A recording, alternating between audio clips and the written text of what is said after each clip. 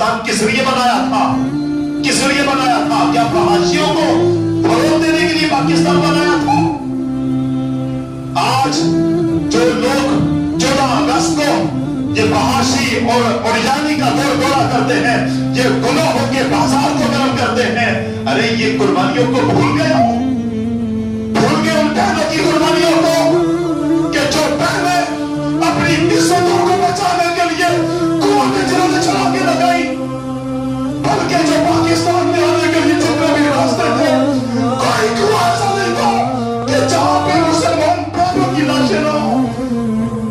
آج مسلمان اٹھتا ہے اور 14 اگست کو یہ سرزم نکال کے یہ بھی کیا کرتا ہے اور گانے اور شرابوں کی محفلیں سجائی جاتی ہے۔ کیا پاکستان تمہیں اس لیے دیا تھا؟ پاکستان اس لیے ملا تھا